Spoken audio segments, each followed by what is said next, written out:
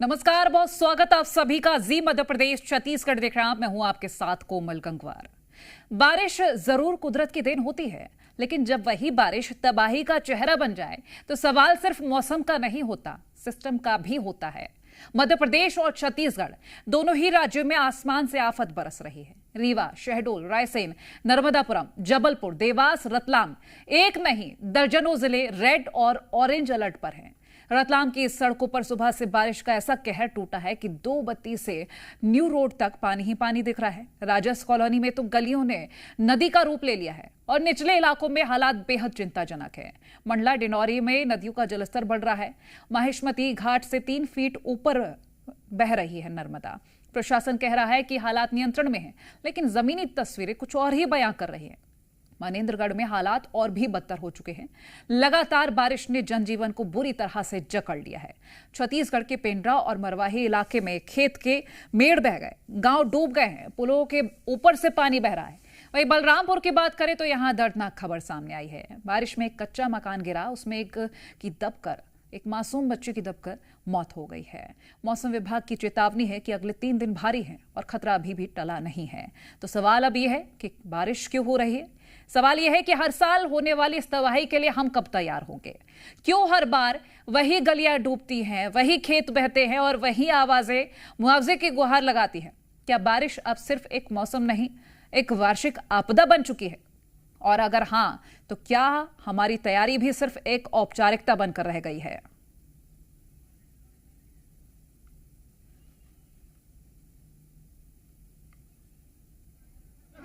तो फिलहाल तो ये आप तस्वीरें हम दिखा रहे थे हम आपको रायपुर से, जहां सचिन पायलट पहुंचे थे। वो तमाम तस्वीरें आपको दिखा रहे थे और अब रुक करेंगे हम अन्य तस्वीरों का। छत्तीसगढ़, मध्य प्रदेश में बारिश की वजह से जो हालात हैं वो लगातार तस्वीरों के जरिए हम आपको दिखा रहे हैं। कहीं नदी नाले उफान पर हैं तो कहीं घरों में पानी घुस चुका है।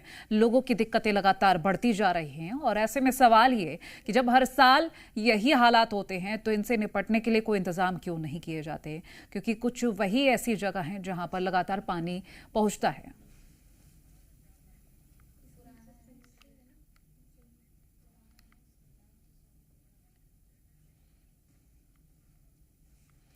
और हमारे तमाम सहयोगी हमारे साथ जुड़ रहे हैं, तस्वीरें दिखाएंगे। जबलपुर से कुलदीप, डिंडौरी से संदीप, विमलेश मिश्रा मंडला से हमारे साथ लाइव जुड़ रहे हैं। पहले हम चल लेते हैं जबलपुर। कुलदीप, आप तस्वीरें जरा दिखाइएगा, क्या स्थिति है आज? जी देखिए, बिल्कुल जो बारिश लगातार मूसलाधार हो रही है। हालांकि 1 से 1.5 घंटे मूसलाधार बारिश होती है और मौसम खुल जाता है। फिलहाल मौसम खुला हुआ है, लेकिन कहीं ना कहीं जो बारिश है लोगों के लिए काफी परेशानी बन रही है। नदियों का जो जलस्तर है वो लगातार बढ़ता जा रहा है। हम आपको अपने सहयोगी से कहेंगे कि आप दिखाएं, ये जो नदी है इसका जलस्तर लगातार बढ़ता जा रहा है।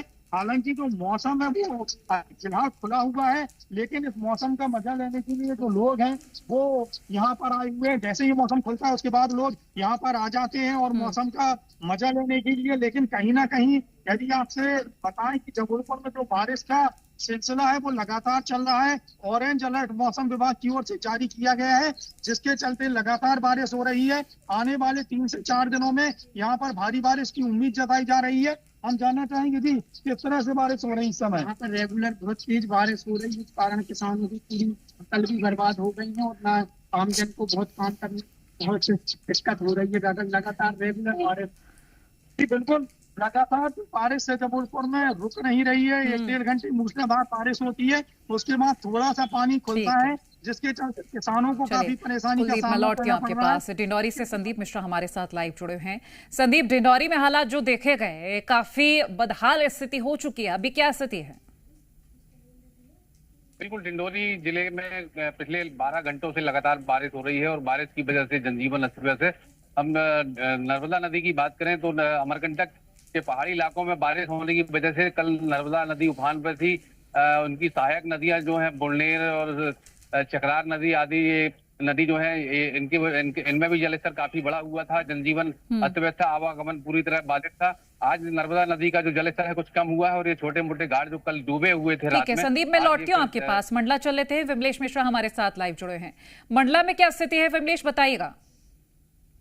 मंडला में हालांकि मूसलाधार बारिश तो नहीं कही जा सकती, लेकिन रुक रुक कर बारिश का दौर जारी है। लगातार बारिश हो रही है और तमाम नदी नाले उफान पर हैं। नर्मदा नदी जो प्रमुख नदी है, उसके साथ उसकी सहायक नदियां भी उफान पर हैं। नर्मदा नदी के उफान की यदि बात करूं तो कल जिस तरह से डिंडोरी जिले में बारिश हुई है, उसका असर आज मंडला में दिख रहा है। नर्मदा नदी बाढ़ में है, पानी बढ़ने की संभावना है। घाटों पर सुरक्षा के इंतजाम है। चूंकि मंडला नगर नर्मदा नदी के 3 तरफ से घिरा हुआ है, इसलिए ज्यादा संवेदनशीलता बरती जाती है। एसडीआरएफ, होमगार्ड, स्थानीय प्रशासन, पुलिस प्रशासन मुस्तैद है। संभावना जताई जा रही है कि बारिश का दौर जारी रहेगा और नर्मदा नदी में बाढ़ आने की संभावना है, पानी बढ़ेगा। चलिए जगदलपुर चल लेते हैं, हमारे साथ अनूप अवस्थी वहां से जुड़े हुए हैं। अनूप, आप जरा बताएं, क्योंकि जगदलपुर में हम पीछे आपकी तस्वीरें भी देख पा रहे हैं, जल भराव की समस्या ज्यादा हो रही है। प्रशासन की ओर से क्या इंतजाम किए जा रहे हैं?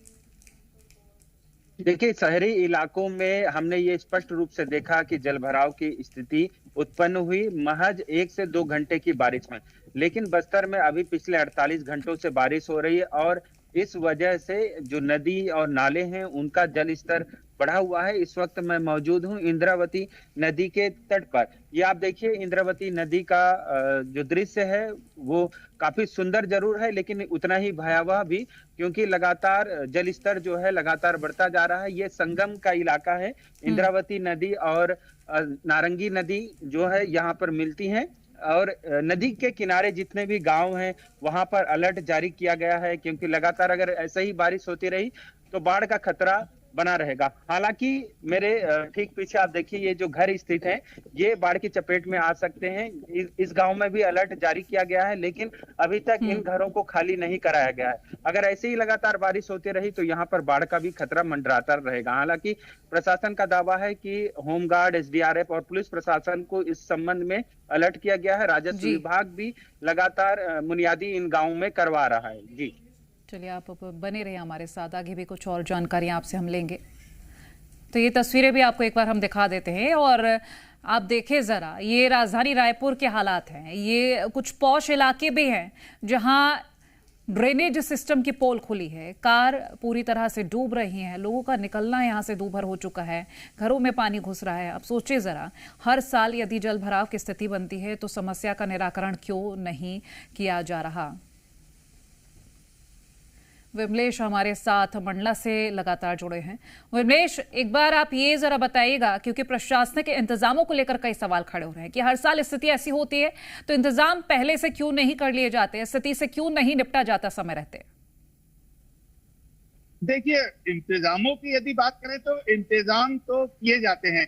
इंतजामों में हो सकता है कमी बेसी हो, कहीं कमी देखी जा सकती है, लेकिन जिस तरह से बारिश मूसलाधार हो रही है उससे कई बार इस तरह की परिस्थितियां निर्मित होती हैं।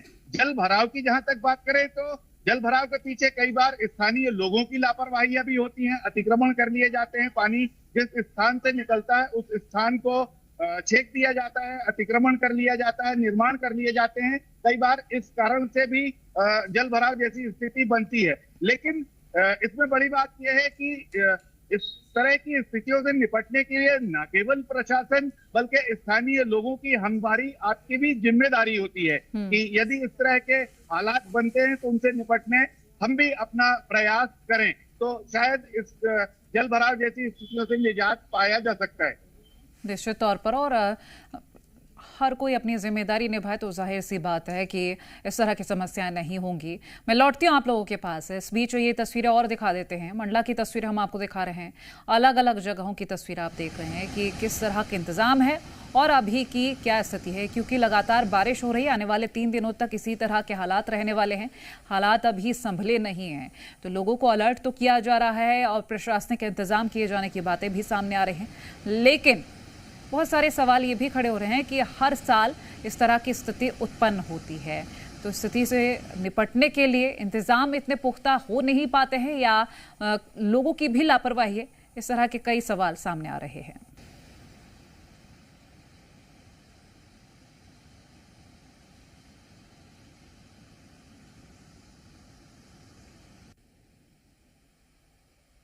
दुर्गेश बेसेन पिंडरा से हमारे साथ जुड़ गए हैं अधिक जानकारी के लिए।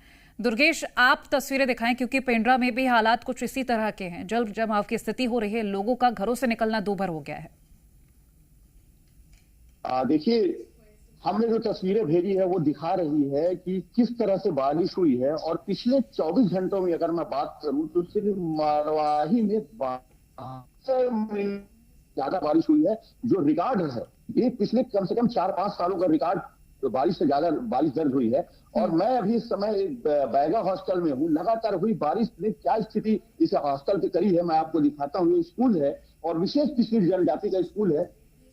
और लगातार बारिश होने की वजह से स्कूल की हालत किस तरह की हो गई है मैं आपको दिखा रहा हूँ। देखिए छत से किस तरह से पानी चू रहा है और लगातार हो रही बारिश की स्कूल के हालात खराब कर दिए हैं लगातार। ठीक है, मैं लौटूंगी दुर्गेश। सरवर अली कोरिया से हमारे साथ जुड़े हैं। सरवर, कोरिया में क्या स्थिति अभी? जी बिल्कुल, जिस तरह लगातार 3 दिनों से लगातार बारिश हो रही है रुक रुक करके, वहीं नदी नाले उफान पर है। और यहाँ पर मैं इस वक्त मौजूद हूँ। ये हसदेव नदी है जहाँ पर कोरिया जिले से ये हसदेव नदी का उद्गम है और ये कोरिया जिले से होते हुए कोरबा जिला जाती है। और यहाँ पर आप देख सकते हैं, दिखाना चाहूंगा कैमरामैन से कि यहाँ पर देखिए काफी ये हसदेव नदी अपने उफान पर है। और यहाँ पर लोग जान जोखिम में डाल करके जो इंटेक वेल है वहां पर अभी मौजूद है, क्योंकि पिछली बार जब करीब 1 हफ्ते पहले जब वर्षा हुई थी तो ये इंटेक वेल के ऊपर ही से पानी जा रहा था। लेकिन यहाँ पे सुरक्षा के कोई इंतजाम नहीं है, कोई जिम्मेदार अधिकारी मौजूद नहीं है। जो इंटेक वेल है यहाँ पर जो पाइपलाइन लगाए गए थे ये तक पानी में बहाव से बह चुके थे। और यहाँ पर काफी अभी लगातार वर्षा हो रही है। यहाँ पर जिस तरह दिखाना चाहूंगा, देखिए दूसरी तरफ दिखाना चाहूंगा, देखिए हसदेव नदी है जो यहाँ अमृत धारा से होते हुए यहाँ पर आती है और ये कोरिया जिले से होते हुए यहाँ पर पूरे कोरबा जिले जाती है, जहाँ पर काफी ये हसदेव नदी अभी अपने उफान पर है। देखिए दिखा रहा, ये देखिए यहाँ पर। और एक चीज और बताओ, जिस तरह अमृत धारा की मैंने सुबह ही वहां की तस्वीरें भेजी है जहां पर लोग अभी पहुंचे हुए और सेल्फी लेते हुए दिख रहे हैं वहां पर, लेकिन अभी भी सुरक्षा के कोई इंतजाम नहीं है। कलेक्टर ने एक आदेश भी जारी किया था जी मीडिया की खबर दिखाए जाने के बाद, लेकिन यहाँ पर प्रशासन अभी अलर्ट नहीं है, जहां पर लोग अभी सेल्फी लेते हुए दिख रहे हैं। यही हसदेव नदी की बात करें जहां पर मैं अभी मौजूद हूँ, यहाँ पर इंटेक वेल पर भी यहाँ पे लोग पहुंच रहे हैं, अपनी तस्वीरें फोटो खींच रहे हैं। यहाँ पर जो नदी के पास में भी जा रहे हैं, कभी भी जल स्तर बढ़ सकता है। पिछली बार जिस तरह जल स्तर बढ़ा था और यहाँ पर पूरे नदी अपने सवाब पर थी और यहाँ पर कई इंटेक वेल की पाइपलाइन मोटर पे पानी भर चुके थे। दुर्गेश पेंड्रा से लगातार बने हुए हैं, कुछ तस्वीरें दिखा रहे हैं। दुर्गेश, आप जरा तस्वीरें दिखाइएगा कि क्या हालात हैं। देखिए अभी भी बारिश हो रही है और लगातार ये बारिश पिछले 72 घंटों से जारी है। और बारिश के बाद जो हालात हैं वो लगातार बद से बदतर होते जा रहे हैं। और जो सबसे ज्यादा परेशान हो रहे हैं, यदि कुछ जर्जर स्कूलों की वजह से उनकी भी निर्माण कार्य की पोल खुल गई। कुछ छात्राएं मेरे साथ मौजूद है, मैं इनसे जानता हूँ कि क्या स्थिति है। गुड़िया, नाम बताइएगा। लक्ष्मी बेगम। कैसा है आपका हॉस्टल? अभी बारिश की वजह से कितना नुकसान हुआ और कितने आप लोग कल रात कैसी गुजरी है आपकी? बहुत मुश्किल हो जाता है रात को। डर लगता है? किस चीज का डर लगता है? फिलहाल के लिए आप सभी सहयोगियों का बहुत शुक्रिया, ये तमाम अपडेट्स हम तक पहुंचाने के लिए। चलिए खबरों में आगे बढ़ते हैं। हिमाचल प्रदेश के चंबा जिले में कुदरत ने एक बार फिर से कहर बरपाया है। चंबा में भारी लैंडस्लाइड हुआ है। पहाड़ी से बड़ी मात्रा में पत्थर और मलबा सड़क पर आ गिरे हैं, जिससे मार्ग पूरी तरह से बंद हो गया है। गनीमत रही कि जिस समय ये भूस्खलन हुआ उस वक्त इस मार्ग से गाड़ियों और लोगों की आवाजाही नहीं हो रही थी, क्योंकि ये सुबह का समय था। लैंडस्लाइड से 4 पंचायतों का संपर्क कट गया है। वहीं भरमौर से भी एक डराने वाला मंजर सामने आया है। बन्नी नाले में अचानक जलस्तर बढ़ने से कुछ महिलाएं पानी के तेज बहाव में फंस गईं। जरा सी चूक इनकी जान पर भारी पड़ सकती थी। ये सभी महिलाएं शादी में जा रही थीं। चप्पल हाथ में लेकर उफनते नाले को इन्होंने जान जोखिम में डालकर पार किया। घटना का वीडियो सोशल मीडिया पर वायरल हो रहा है। इसी नाले को स्कूली छात्राएं भी वहां मौजूद 2 युवकों की मदद से पार कर रही हैं, जिसका वीडियो सामने आया है। इस वीडियो को देखकर किसी की भी रूह कांप उठेगी। और उत्तर प्रदेश के कई जिलों में बारिश के बाद आई बाढ़ लोगों के लिए आफत बन चुकी है। कई जिलों में नदियां उफान पर हैं, तो कुछ जिलों में आंधी तूफान लोगों के लिए परेशानी बन गई है। यूपी के तमाम जिले बाढ़ और बारिश की वजह से परेशान हैं। कहीं पर लगातार हो रही बारिश लोगों के लिए परेशानी का कारण बनी है, तो कहीं पर आंधी तूफान से तबाही मची है। जिन 4 जगहों की तस्वीर आप टीवी स्क्रीन पर देख रहे हैं, वहां बारिश के बाद आई बाढ़ ने लोगों को पूरी तरह से हलकान कर दिया है। मिर्जापुर के हलिया इलाके में आंधी तूफान ने ऐसी तबाही मचाई कि सब कुछ तहस नहस कर दिया। तस्वीरों में आप देख सकते हैं लोगों के घरों से टिन शेड उखड़ गए, बिजली के पोल तक टूट गए, कई पेड़ टूटकर जमीन पर गिर पड़े। ये बस नहीं, लापरवाही का जीता जागता सबूत है। नदी में बहाव इतना है कि जैसे ये मौत का दरिया लग रही है, लेकिन ड्राइवर ने बस में सवार लोगों की जिंदगी इसमें धकेल दी। देखिए कैसे तेज बहाव के बीच डूबी पुलिया सड़क से बस निकल रही है। न कोई रोक, न कोई सोच, बस सिर्फ एक जिद, और जिद भी ऐसी कि 20 लोगों की जान पर ये भारी पड़ सकती थी। झांसी में लगातार बारिश की वजह से नदी का पानी तेजी से बढ़ रहा है। जलस्तर खतरे के निशान से ऊपर पहुंच चुका है, लेकिन इस सैलाब में भी लोगों को मस्ती सूझ रही है। एक शख्स पुल क्रॉस करने लगा, सैलाब से पंगा ले बैठा, तभी उसके पैर डगमगाए और वो तेज पानी में बहने लगा। अब जरा इस तस्वीर को देखिए। कुछ लोग संभल कर पुल पार करने की कोशिश कर रहे हैं, लेकिन तभी एक शख्स पानी के तेज बहाव में छलांग लगा देता है और दूर तक बह जाता है। कुछ ऐसे ही हालात बलरामपुर में भी है। यहाँ मूसलाधार बारिश के बाद कई इलाकों में बाढ़ जैसे हालात हैं। सड़कें टूट चुकी हैं, जिसे पार करने के दौरान एक शख्स बाल बचा, जिसके बाद नदी किनारे और जलमग्न इलाकों में हाई अलर्ट जारी कर दिया गया। भारी बारिश का दौर अभी भी जारी है और खतरा बढ़ता जा रहा है।